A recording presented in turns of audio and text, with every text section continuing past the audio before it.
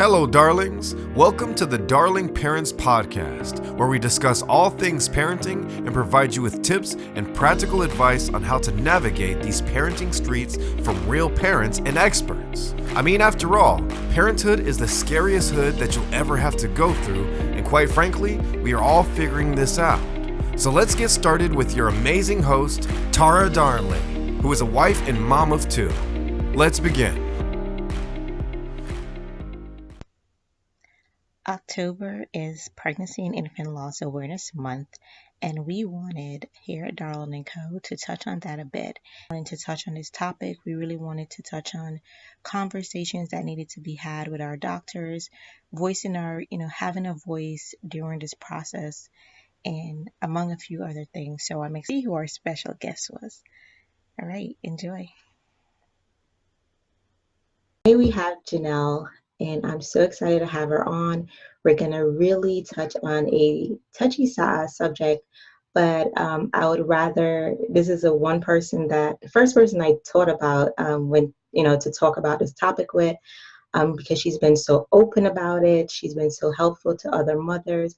And I thought that it would be a great conversation for us to talk about miscarriage and infancy loss, and really open that conversation for other moms to be able to have that conversation with other moms, and how we can assist when any mom out there is going through that, the proper things to say, how we can be of help. And so the perfect person that I had in mind was Jhéanell. So thank you for being on, Jhéanell. In your own words, can you just briefly tell our listeners who you are and a little bit about your story? Sure. Well, thank you so much for having me on. I'm really happy that I could help to bring some awareness to this topic, and I'm happy that you felt comfortable talking to me about it. And so who am I? I am a wife, I am a mother, and I am a multi-passionate creative entrepreneur. So I take care of my family. I obsess over them. And I also just basically spend a lot of time helping women to be their best selves. So whether that is through helping my fellow women who have gone through infant loss, just kind of helping them to navigate that space and get back to a place where they are living again and rediscovering who they are, or just, those who are seeking out their purpose. I do a lot of that through using my spiritual gifts and astrology as well. And then in addition to that, I also have a family-friendly, all-natural skincare brand that I created in memory of my daughter, and that's called Jolie Bloom. So I am just I feel like the typical millennial out here that just has a lot going on work-wise, creatively, and is also balancing family as well. I love it. And I'm glad you mentioned your company, because that's actually how I met you. I ordered your products and I read your story. And I think, I want to say I did not know your story before ordering your products, but I read your story on your products. So just take us a little bit back to that, how your company was inspired by your daughter, and if you're comfortable to even share the actual story of what you went through, so our listeners can know exactly your experience with it, your personal experience with infant loss. Sure. So everything happened summer of 2011. I was married for a little bit over a year, and my husband was like, we should try to have a baby. And I was like, no, we shouldn't. And he persuaded me for us to try and, start our family. And I was like, okay. And it happened right away. I got pregnant immediately, which was a shocker to me because I'd never been pregnant before. And I had a pretty typical pregnancy, nothing too out of the ordinary. It was my first pregnancy. I was 24 at the time. So there was nothing that was like that, there were no like real red flags or anything. Even still looking back, everything was pretty standard for the most part until like towards the end. But essentially, what happened was I just started feeling a lot of pain. I went back and forth to the hospital a few times. They kept sending me home. At the last time they sent me home, they said that it was likely a bladder infection. And I remember asking them, I remember saying to the nurse, "I'm not in labor, right?" And she said, "No, you're not." And I was like, okay. And I went to my sister's house because I just wasn't feeling so good. And her house was the closest to the hospital. We were actually supposed to start planning the baby shower that day. And so I was like, okay, I'll just, go to your house. I'll lay down for a little bit. Once I start feeling better, we'll start talking about this shower. And I just wasn't feeling any better. And I want to say within an hour or two of leaving the hospital for that last time, after I asked them specifically if I was in labor and they told me no, within like an hour or two of being back at my sister's house, I felt like I needed to use the bathroom. And what ended up happening was my water broke. At this point, I was just about to enter my 6 month of pregnancy. So it was just way too early. And of course, once my water broke, I was in total shock. Thank goodness I was at my sister's house. She started calling 911 immediately. My husband was there, thankfully. My brother-in-law was there.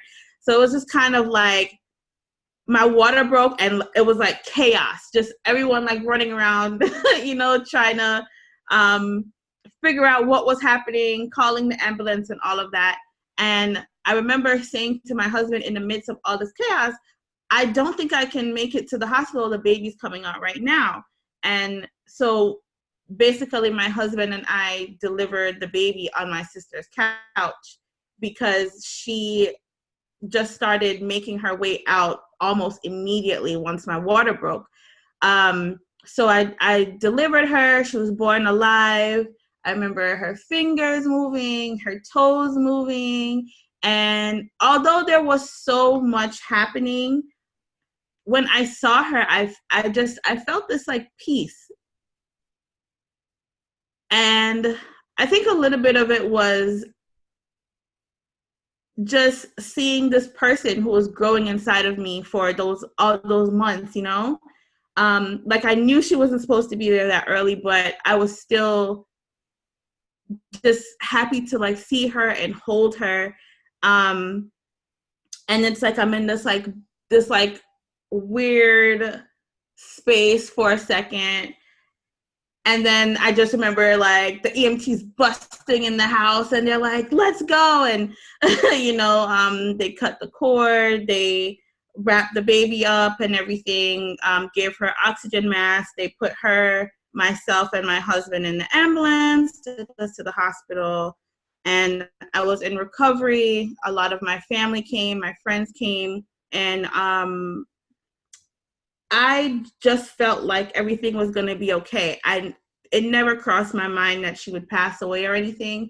In my mind, I was just preparing to be a NICU mom because I'm like, I know she's here way too early and I know that she's going to be here for a while. And so that was the thoughts that I had. And a few hours later, the doctors came in and they asked if only the parents could be in the room. And as soon as they said that, I was like, oh my gosh, like that's when my heart sank. And I was like, what's happening? And so they, just basically explained to us that she was doing fine at first, as best as she could. But eventually, things just, took a turn. And maybe an hour or two after that, she ended up passing away. So of course, that was an extremely hard time. It was a very dark time for me. And thankfully, I have a great husband who really supported me. I have great family. I have great friends. We just had a really big support system. I went to therapy. I was praying a lot. I was doing as much as I could to keep myself here, because some days I was just like ready to check out. It was a lot. And so how my company Jolie Bloom came to be, and Jolie's my daughter's name, how that came to be was that after a few months, my doctors were asking if I was interested in possibly trying to have another baby. I really wasn't sure because I was terrified of possibly going through the same thing again. And I was like, I cannot experience this one more time. Like, I'm not going to survive it another time. And so they basically came up with this plan and, explained to me that I would be treated as high risk going forward with all my pregnancies, because they still didn't have like a definite reason as to why she was born so prematurely. And part of what they wanted me to do was change my diet, change a bunch of things, and basically live like as natural as possible, just try to control what I could before getting pregnant again. And so as I started switching out my diet, one of the things I started paying attention to was my personal care products. At the time, I was doing a lot of like beauty blogging, so I had a lot of products. I was also a makeup artist. I was an esthetician, so I had all these things. And in my obsession with preparing my body for possibly having another child, I started really paying attention to the labels. And I was like, oh my gosh, everything is trash. So I basically threw out everything, and I decided that I was going to start making my own stuff. And so I just started making things for me, and I was able to successfully get pregnant again. And that pregnancy was a lot, but my kiddo was born healthy and perfect. And then once he came, then I was obsessed with him. And I'm like, okay, well, now I need to make products for him. And so I basically just created products that we could all use, because I didn't want to make something different for my husband, something different for me, something different for the baby. So I just made all these things. And eventually I was like, you know what? All of this is because of Jolie, and I want to share this with the world. And that's how the brand Jolie Bloom was born. And I launched it on what would have been her 3rd birthday. And it's been almost 5 years now. So it's been an interesting ride for sure. And she is the catalyst behind it. She is the reason why I began this whole lifestyle to begin with. So it's another one of my babies. It's very therapeutic for me to make the products, and it's very rewarding to be able to share this with other families and have them tell me how much it's helping them or their children. So I feel like she's also touching the world in her own way, even though she's not physically here anymore. So yeah, I just I love it. I love it. And I mean, that was a lot, so we're gonna definitely go over everything. But even you talking about it, I could see that, the memories coming up. And I want to touch on a few things. I want to touch on how, I know you said your family was there to help you through the process. Give me some like specific things that were helpful for you, because I'm sure that like time, they were probably not even sure how to help you. So for anyone going through this, with family, what are some of the things that really helped you move forward by having your family and friends there? And some of the things too, because I know we don't often talk about the dad experience, But what were some of the things that you saw that were helpful for your husband during this time? So one of the biggest things was just having someone to just listen without necessarily trying to give advice, especially if they hadn't been through that experience, Like my sister would just listen. She basically babysat me for 6 weeks. So I had to, I did, go through the whole delivery process and everything. So I had to take 6 weeks off work. Your standard maternity leave that you get in New York. So my husband would literally drop me off at her house in the morning and pick me up in the evenings when he was leaving work. And sometimes she would just listen to me. I could be happy one moment, and one moment I would be sad, then I'd be happy again, then I'm angry, then I'm confused, then I'm happy again. So there's a lot of range of emotions that you can go through in one day. And it was just nice to have someone to just listen, even if what I was saying didn't make sense, or she couldn't understand sometimes how I was going from like so positive and feeling like everything's going to be okay, and then the next second being like, I can't do this anymore. Just having her there to listen to me was amazing. And also having that company, because it is a very lonely process. It's a very lonely grieving process and healing process, even if you have people around you. But to see people around and have them not treat you like you're different is great, because some people, they stop coming around because they're not sure what to say, or they're like, oh, she's just gonna be sad, and we don't really want to be around that. So just being there and just listening, my dad was the one who suggested therapy for me, and I took his advice, and that worked out really great. But and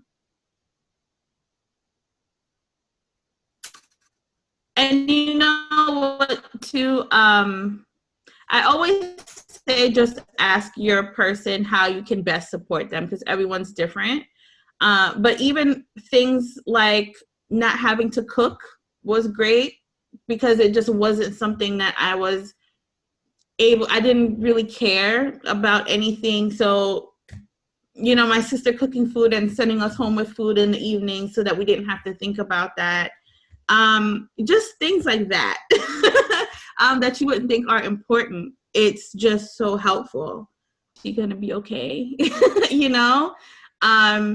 So having people around me that were like positive and would be like, hey, like, let's go get our nails done today, or let's go for a walk today. Let's just go talk. Like, what do you want to do? Just simple things like that was just so helpful. And with other women I've spoken to, they definitely have said similar things. My husband,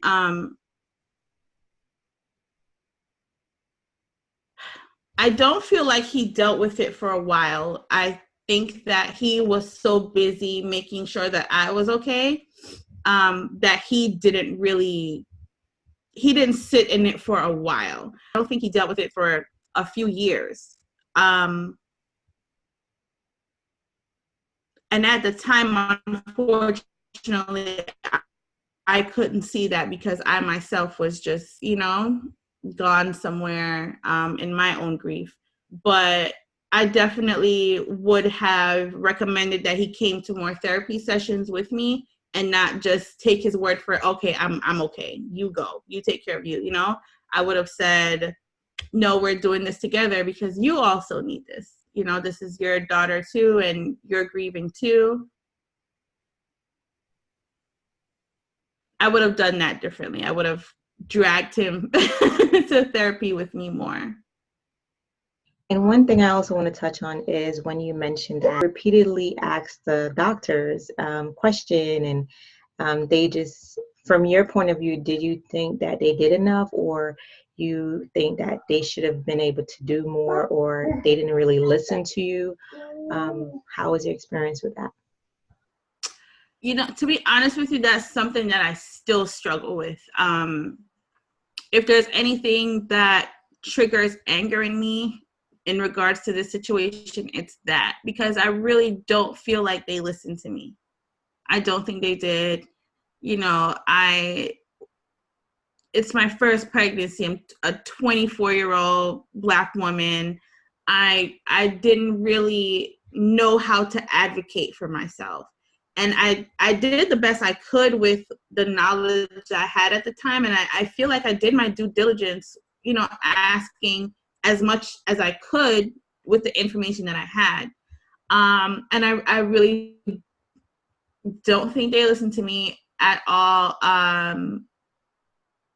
Some of the doctors were very dismissive, and as a result, my husband was very upset when I specifically asked if I was in labor. They sent me home, and now I'm coming back there with a baby in my hand, and now we have to look at these same people again.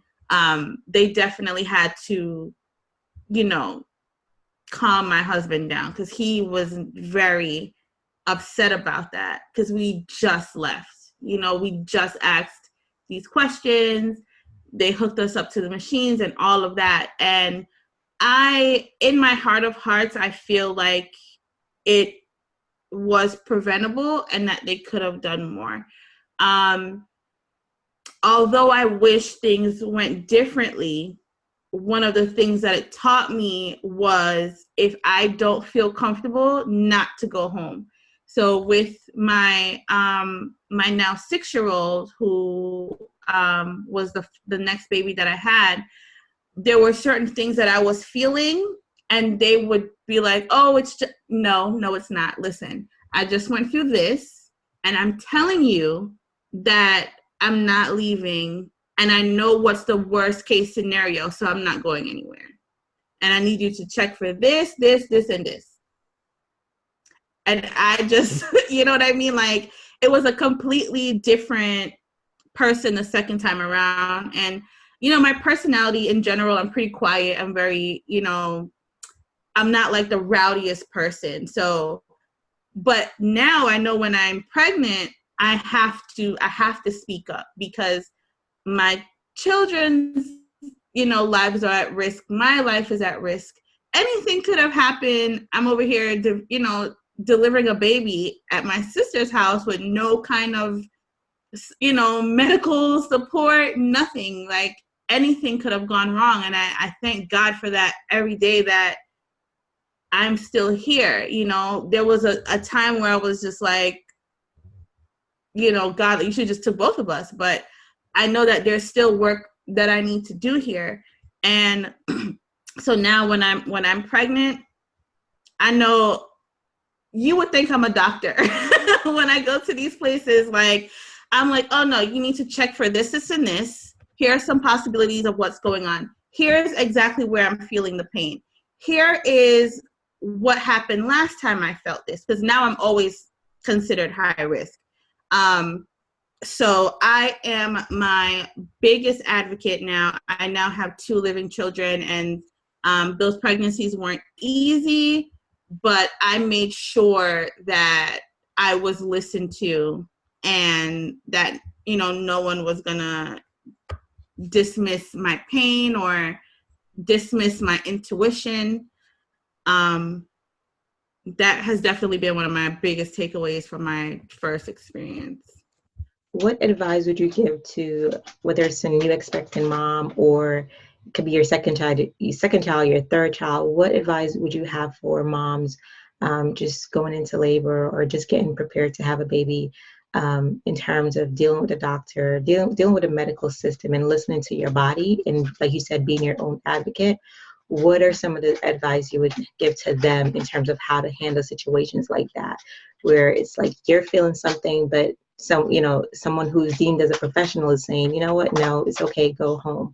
I know I went through that with my first, where they were like, oh yeah, you got to have a C-section right away. And we were like, no, it's my first child.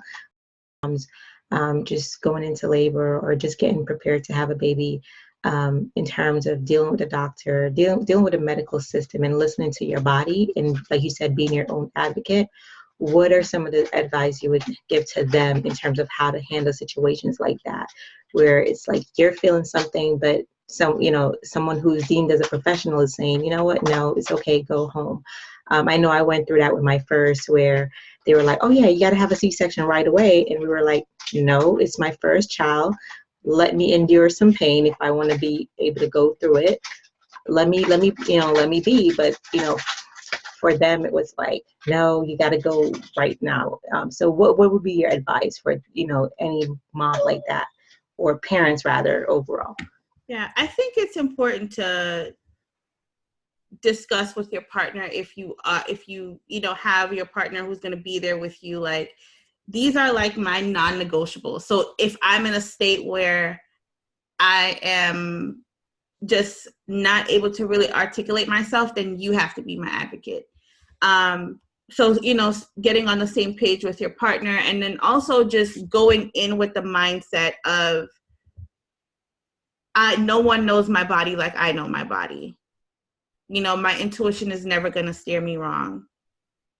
And what's also worked for me is just being very vocal from the beginning. Like, I can definitely say at these 2 last doctor's offices I've been at, they know me when I come in there. They know, okay, let's let her say her piece. Don't bother her.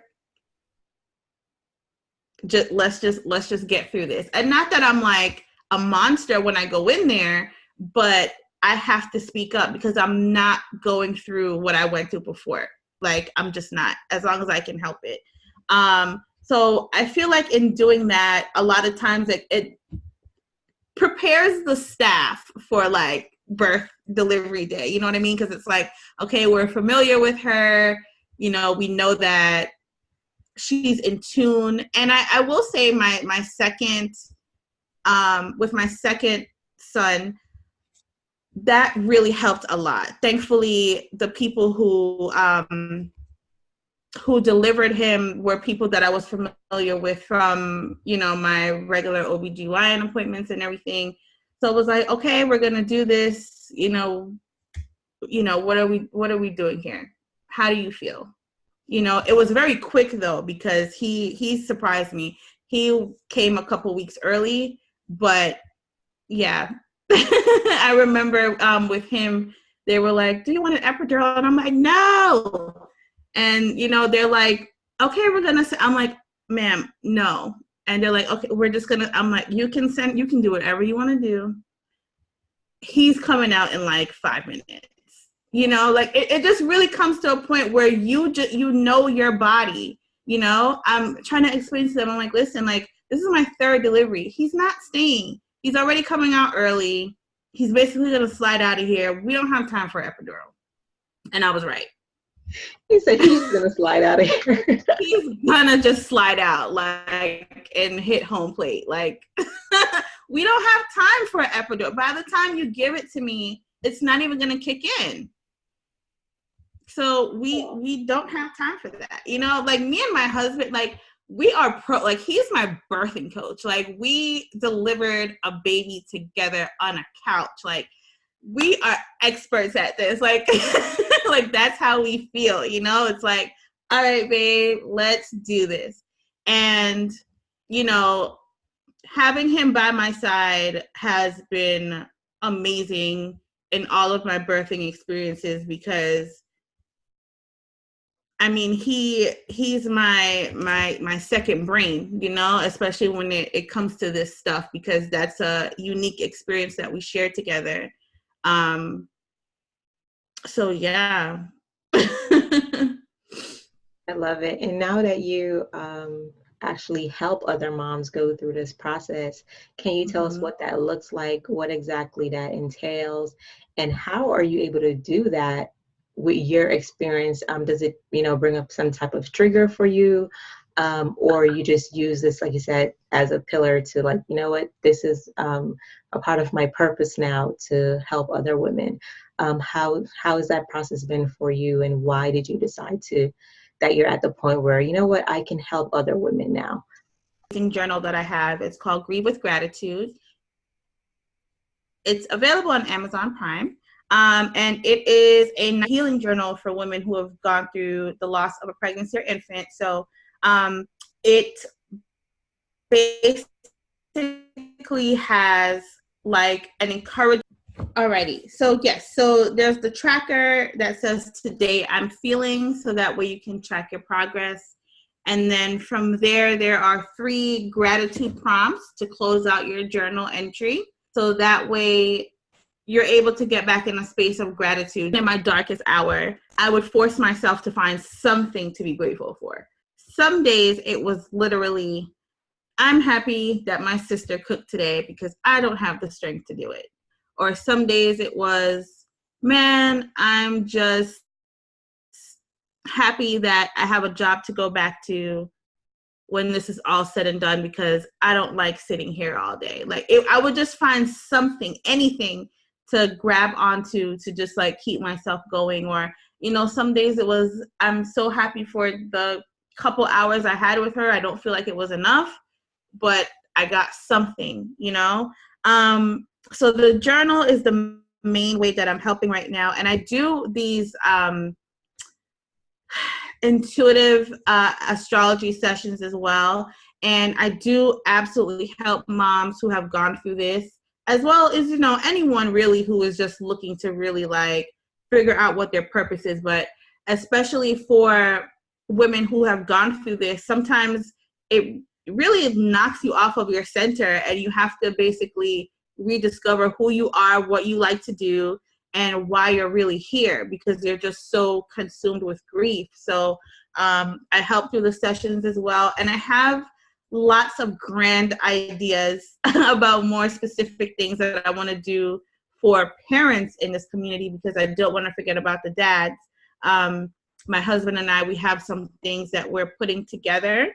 I used to do sessions specifically for this, but I was like, God has been calling me to do like something bigger. And so it's like I had to step away a little bit to basically come back super strong with it. So, but right now I still have the journal, Grieve with Gratitude. It's available on Amazon.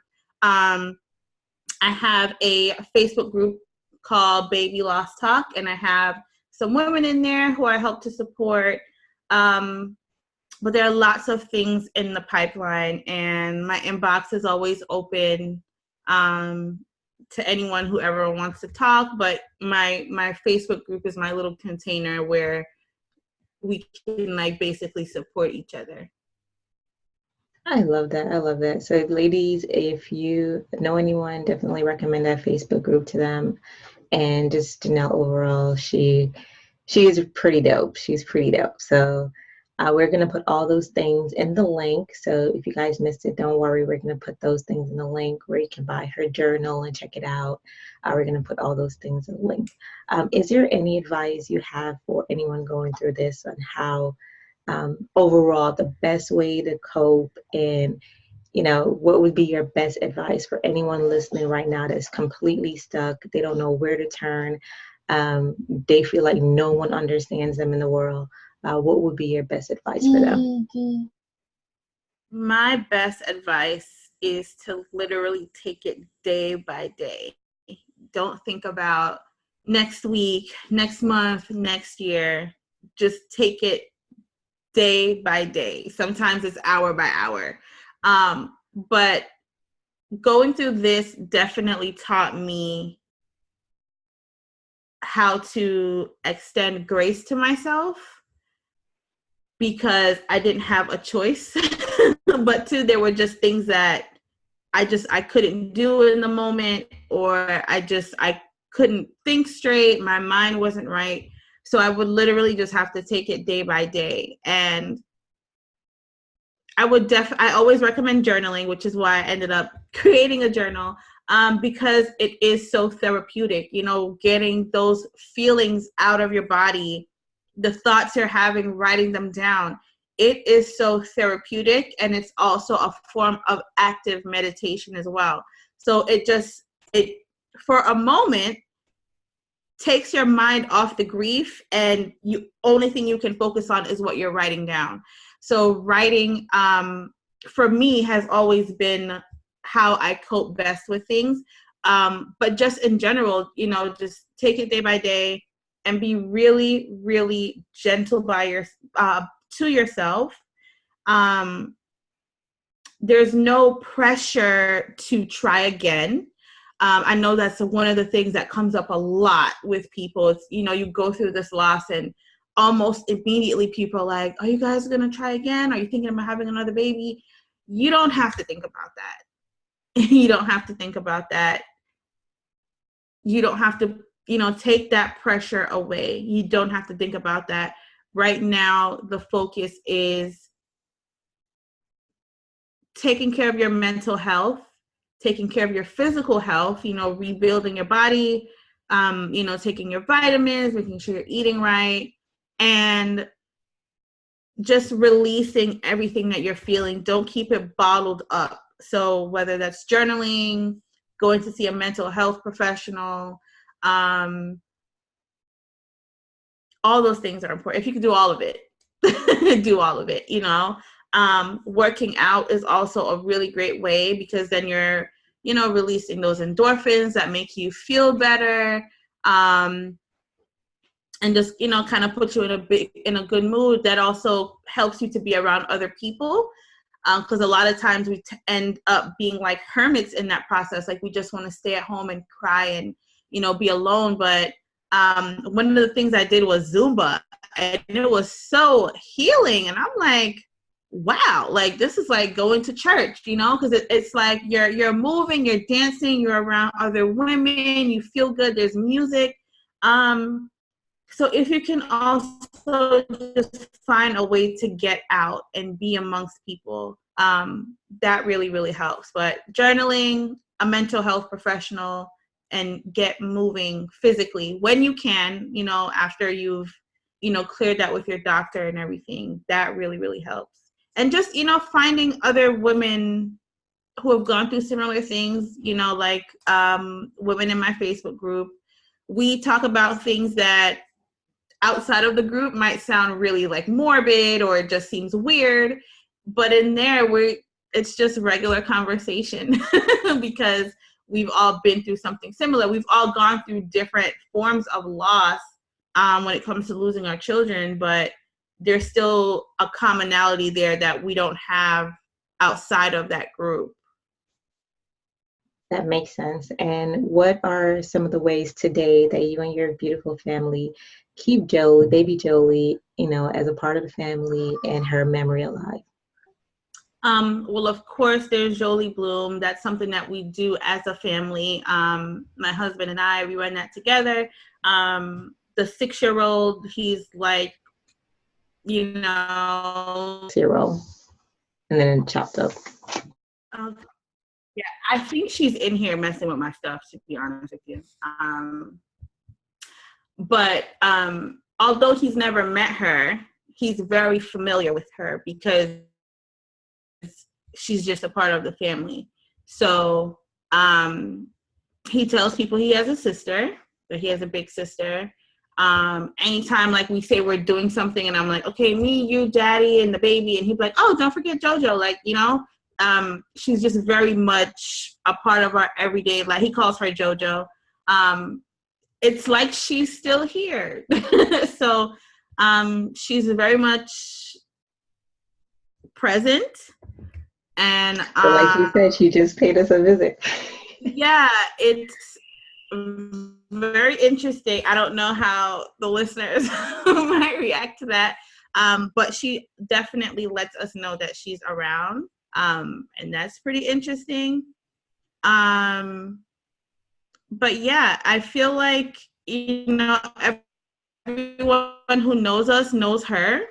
It's really hard. Well, I'm not going to cry about it, but one of my biggest fears after everything happened was that everyone would forget about her. Like everyone would just move on and, and I'm like, I have a daughter too. I want people to know that. And everyone knows it. You know what I mean? It's just like, when people actually call me a mother of 3 instead of just calling me a mom of 2 because they see my 2 boys, I'm like, wow, like people really knows she exists. Like she was here for such a short time, but I feel like she's making such a big impact on the world. Like, she's touching people through the products, I have the journals and, me and her dad are planning amazing things. So no one has forgotten about my baby. And that makes me just really, really happy because that was one of my biggest fears was that everyone would just move on and forget about her. I think that's because you're doing a good job of keeping her memory alive. So I love that. That's beautiful that you said that. And now it also makes me, and I'm sure the listeners, aware that that's something we also should be sensitive towards, acknowledging that child, whether they're here or not. There's, it was still a part of that family's life. So I think that was a great way to end. And she definitely is here. Thanks for visiting us, baby Joey.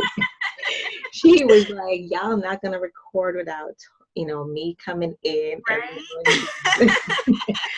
Yeah. So this was amazing. I know. This is amazing. I learned a lot, and I'm sure anyone listening that's in the like I told you before we even started chatting, I wanted to make sure you were comfortable, our listeners that were comfortable, and I think we really accomplished that tonight.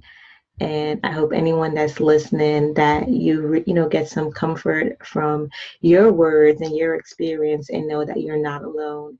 And there's an amazing community waiting for you of women to embrace you and love on you and, to share that experience with you. And like you said, I would never try to understand because I haven't been through it, but my heart goes out to every single woman that has been in that situation. And we just have to be there for you guys and anyone having that community of moms to turn to no matter what. I think that's so important for moms today. And I thank you so much for your time and for coming on. This was so much fun. And thank you, baby Joey. Yes. Thanks, Zoe. Thanks for letting us know you're here. Right. Thank you so much for having me on. Without me showing up. I know. She's such a princess, right? That's what little girls do. Like they need to make sure that you know that they're there. So it's very interesting. I get to still see like parts of her personality, but I am just so excited that you had me on to talk about this topic. And part of my purpose is not making this such a taboo topic. I really want to be able to just help women to feel more comfortable sharing their stories. And, even if you haven't been through it, asking questions, because again, it's just about women sticking together and helping each other out. So if I can help, someone who hasn't been through this to understand, I've done my job. If I can help someone who's gone through it to feel like they're not alone and someone gets them, I've done my job. So I just thank you so much for extending this platform to me to reach other mommies out there. I really appreciate it. Of course. Thank you so much for coming on. Like I said, I was a little bit nervous, but we got through it. And this is way better than I thought it would be. And I can't wait for everyone to listen. And I can't wait for you guys' feedback as well. And if you're a mom that's gone through this, definitely connect with us. Reach out to Jhéanell. She wants to hear from you. And we're all here for you. We're all here for you. Definitely, just reach out to someone. And while you're in the process, like Jhéanell also mentioned, let us know how we can help you because sometimes we just don't know. We don't know what to do, what to say. And I also want to say for anyone that has a friend in that predicament, just be careful of the words you say, be careful of your actions because sometimes because we don't know, we are sometimes not intentionally doing the wrong Hey darlings, today's podcast is sponsored by Darlyng Co., a lifestyle baby brand providing eco-friendly and safe baby products. Our goal is to save you time, money, and let's be real, your sanity. With so many toxic products on the market, we wanted to ensure you have peace of mind when purchasing our products, from our antibacterial bowl and sippy cups that, get this, does not mold. Our newborn scratch mittens to prevent your little one from scratching their precious face, to our ABC affirmation flashcards to empower and build confidence from an early age. We've got you covered. Shop with us today at darlingandco.com, Darlyng with a Y instead of a I, and use the code DarlingPodcast to save 15% off your first purchase today. Be sure to also join us in our amazing Facebook group to connect with other parents and continue this amazing conversation. Just head on over to Facebook and search Darlyng Parent Circle. See you there.